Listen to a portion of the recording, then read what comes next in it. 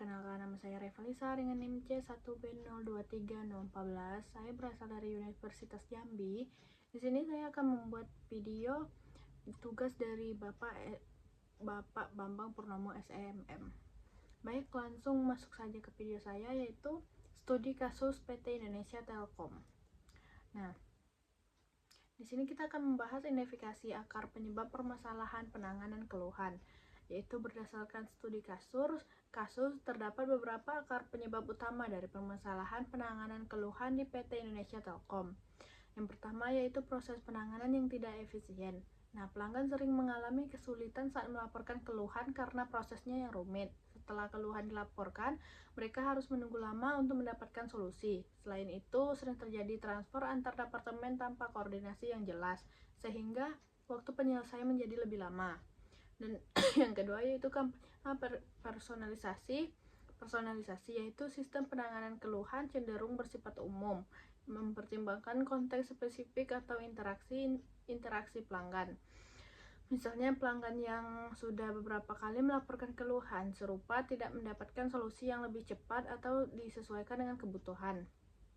Yang ketiga, kurangnya komunikasi proaktif. Pelanggan tidak mendapatkan informasi secara berkala mengenai status perkembangan keluhan mereka. Hal ini membuat mereka merasa diabaikan dan tidak dihargai sebagai pelanggan. Dan yang keempat yaitu sumber daya manusia yang kurang terlatih. Nah, kurangnya pelatihan bagi staf dalam menangani keluhan dengan cepat dan efektif juga menjadi penyebab. Staf seringkali tidak memahami cara menangani keluhan dengan pendekatan yang berorientasi pada pelanggan. Dan yang terakhir yaitu sistem teknologi yang belum optimal. Nah, sistem yang digunakan untuk melacak dan mengelola keluhan belum terintegrasi dengan baik, sehingga data pelanggan tidak dapat diakses secara real time oleh semua departemen yang relevan. Lanjut, bagaimana PT Indonesia Telkom dapat merancang ulang proses penanganan keluhan agar lebih efektif dan efisien. Nah, untuk merancang ulang proses penanganan keluhan yang lebih efektif dan efisien di PT Indonesia Telkom, berikut langkah-langkahnya. Yang pertama, aspek teknologi. Aspek teknologi ini terbagi tiga, yaitu yang pertama yaitu sistem tiket terpusat. Nah, gunakan CRM untuk pengiriman keluhan secara real time terintegrasi antara departemen agar staf dapat mengakses laporan dengan cepat. Dan otomatisasi proses, yaitu terapkan chatbot atau IVR untuk klarifikasi keluhan awal berdasarkan urgensi. Langsung diteruskan ke waktu yang tepat. Dan juga pemberitahuan otomatis. Nah, ini seperti kirim status keluhan otomatis melalui SMS, email, atau aplikasi. Dan aspek sumber daya manusia. Aspek sumber daya manusia juga terbagi menjadi tiga, yaitu pelatihan staf. Nah, adakan pelatihan rutin untuk meningkatkan komunikasi, empati, dan kemampuan pemecahan masalah staf. Dan pemberdayaan staf. Beri izin kepada staf garis depan untuk menyelesaikan keluhan sederhana tanpa transfer. Dan tim khusus. Bentuk tim untuk tangani keluhan kompleks atau berulang. Fokus pada solusi jangka panjang. Dan aspek alur kerja. Aspek alur kerja terbagi menjadi tiga, yaitu standarisasi proses, yaitu buat alur kerja yang jelas dari penerimaan hingga penyelesaian dengan batas waktu maksimal 24 jam untuk tahap awal. Pengurangan transfer. Nah, pastikan staf garis depan memiliki akses informasi untuk mengurangi transfer atau departemen. Dan sistem eskalasi, yaitu tetapkan prosedur eskalasi yang jelas dengan batas waktu ketat untuk keluhan yang tidak terselesaikan. Lalu, strategi untuk meningkatkan personalisasi layanan dan penanganan pelanggan, yaitu untuk meningkatkan personalisasi dalam layanan pelanggan, PT Indonesia Telkom dapat menerapkan strategi berikut, yaitu seperti penggunaan data pelanggan. Nah, ini bisa memanfaatkan data pelanggan yang tersimpan dalam sistem CRM untuk memahami riwayat interaksi, preferensi, dan keluhan sebelumnya. Misalnya, jika pelanggan pernah melaporkan masalah serupa, nah, staf dapat langsung menawarkan solusi berdasarkan riwayat tersebut. Dan juga segmentasi pelanggan. Nah, ini seperti mengelompokkan pelanggan berdasarkan kebutuhan atau pola penggunaan layanan, misalnya pelanggan individu dan pelanggan korporat, sehingga pendekatan penanganan keluhan dapat diselesaikan. dan pelatihan staf untuk pendekatan personal.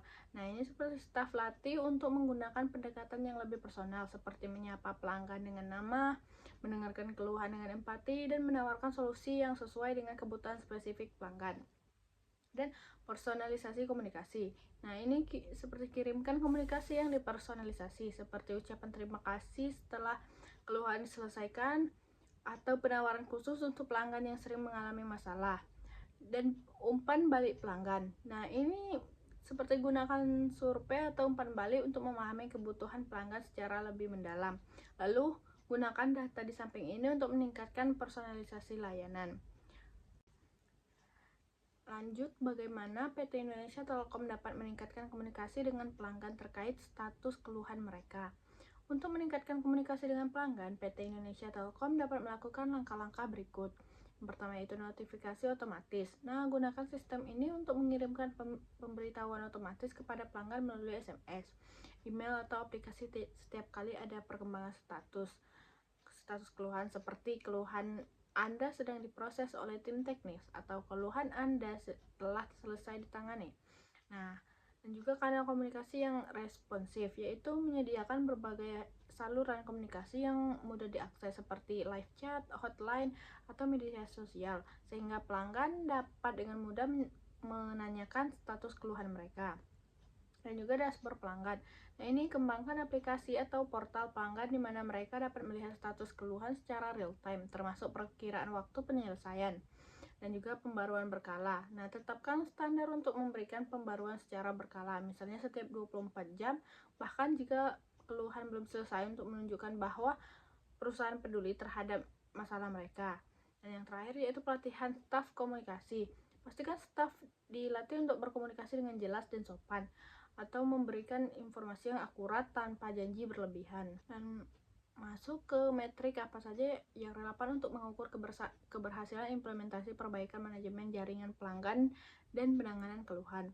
Metrik berikut dapat digunakan untuk mengukur keberhasilan perbaikan, yaitu yang pertama customer satisfaction score, yaitu ukuran kepuasan pelanggan setelah keluhan diselesaikan melalui survei singkat, misalnya seberapa puas Anda dengan penanganan keluhan Anda. Yang kedua, average handle time, yaitu hitung rata-rata waktu yang diperlukan untuk menangani suatu keluhan dari saat dilaporkan hingga selesai. Resolusi kontak pertama, yaitu ukur presentasi keluhan yang diselesaikan pada kontak pertama yang perlu eskalasi atau tindak lanjut. Dan juga churn rate, yaitu pantau tingkat pelanggan yang beralih ke kompetitor untuk melihat apakah perbaikan proses mengurangi kehilangan pelanggan. Nah, juga Net Promoter Score, yaitu ukur seberapa besar kemungkinan pelanggan merekomendasikan pelayanan PT Indonesia Telkom kepada orang lain setelah keluhan mereka ditangani. Juga pengulangan keluhan. Lacak jumlah keluhan berulang dari pelanggan yang sama untuk menilai apakah solusi yang diberikan efektif. Dan yang terakhir yaitu kepuasan karyawan. Untuk mengukur staf layanan pelanggan, karena staf yang puas cenderung memberikan layanan yang lebih baik. Lanjut ke merekomendasikan solusi jangka panjang untuk membangun hubungan pelanggan yang lebih kuat dan meningkatkan loyalitas. Nah, untuk membangun hubungan pelanggan yang lebih kuat dan meningkatkan loyalitas, PT Indonesia Telkom dapat menerapkan solusi jangka panjang berikut, yaitu investasi teknologi. Nah, ini meningkatkan infrastruktur dengan AI untuk analisis prediktif dan sistem CRM yang canggih, dan loyalitas program. Nah, ini memberikan insentif seperti diskon, layanan prioritas, atau poin untuk pelanggan setia. Dan komunikasi proaktif, yaitu informasikan pelanggan secara proaktif tentang pemeliharaan atau penawaran khusus. Dan peningkatan kualitas layanan, yaitu meningkatkan kecepatan dan kejelasan jaringan sebagai faktor utama kepuasan.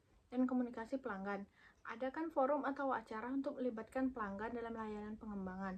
Dan evaluasi berkala, gunakan survei dan umpan balik untuk perbaikan berkelanjutan. Dan budayakan berorientasi pelanggan, yaitu pastikan semua level perusahaan fokus pada kepuasan pelanggan. Baiklah, sekian yang dapat saya sampaikan. Terima kasih untuk yang sudah menonton sampai akhir.